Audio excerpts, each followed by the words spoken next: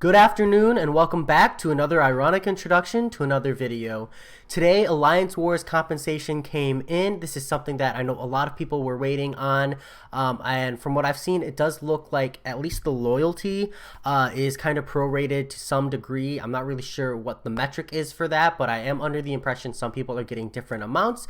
But again, there's not a lot of information out there. So if you have different rewards in this, please let me know. That said, this is the compensation, and I'm just going to dive into my thoughts. So my initial instinct when I looked at this was disappointment. I think that a lot of people are going to look at this, and they're going to be very, very frustrated. They're going to be very, very annoyed. And some people, you know what, hey, are just glad to get free stuff. I am one of those people who is just glad to get free stuff. And I'm not going to lie, I think that in the grand scheme of things, right, the global compensation we received plus this Alliance Wars compensation, I think that we were compensated fairly. I think that, in my opinion, for the inconvenience, etc., at least, you know, especially for me who, like, I spent a lot of time grinding, I'm overall pretty satisfied with what I received.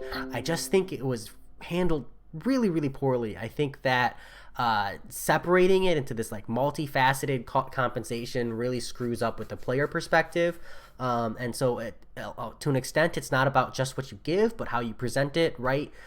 You know, it's kind of like, you know, spending $400 on someone's Christmas gifts, and like, let's say their birthday is on December 26th, and you only spend $10 on their birthday gift, right? It doesn't matter that you spent $410 in 2 days. It just comes off looking really, really shitty. And the reality is that that's kind of what happened, right? We got the global compensation. Everybody was hyped. Everybody was happy. And then we got this Alliance Wars compensation, and it's, you know, to be fair, 10 level 4 Alliance health potions is a solid amount of health potions. 2 level 3 Alliance team revives, right? These aren't the weak ones. These aren't cheap. 2 greater champion boosts. Those are something not accessible to non-whales. And all these boosts, these are good boosts to have. You know, so as far as like the actual compensation themselves, these things are all very beneficial and great for people pushing higher tier wars. I think that the thing is that when people hear Alliance Wars compensation, they're thinking, well, what about the wars I missed, the shards I missed, the loyalty we don't get, the gold we don't get, you know, the fact that like many alliances end up getting tiered lower than they should have been. I do feel like my alliance is solidly a gold 1, if not maybe a plat 4 alliance. And just because, you know, after wars 1 through 6, we went 4-2. We lost the 6th match. We end up getting gold 2, which is kind of unfortunate. And, you know, we lose a lot of rewards in that sense.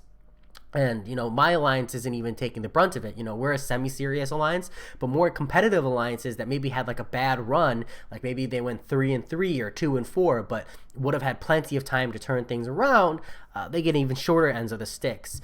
So I think that really this compensation, when you see it, when you look at it from this perspective, it just comes off really, really poor. But I think that I really want to encourage everybody in the community to remember that this is the second wave of compensation. We've already received a full 5-star crystal for most, you know, everybody in the Cavalier, and like 75% of a 5-star crystal for people in Uncollected. You know, we saw those 6-star shards. We saw a lot of compensation already arrive. And so this is the second wave. And when you add them together, I personally think it was a fair amount of compensation, because like, you know, grand scheme of things, right? Like it was what, half a day's worth of grinding, and maybe about 4 or 5 days worth of war.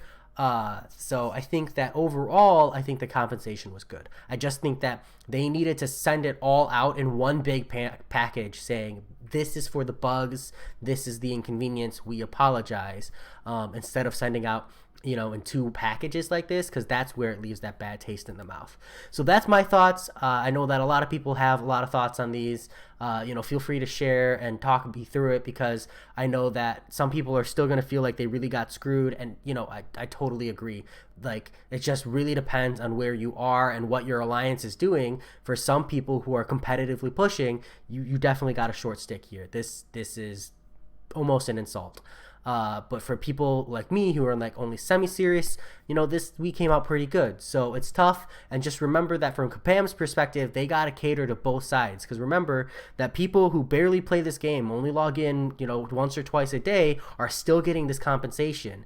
And you just gotta remember that it's tough to send out like a generalized fix, and if you bring everybody to the top tier, there are negative consequences to that as well. So that said, sorry for this taking so long. Just kind of, bearing through the brunt of it together, and I will talk to you all later.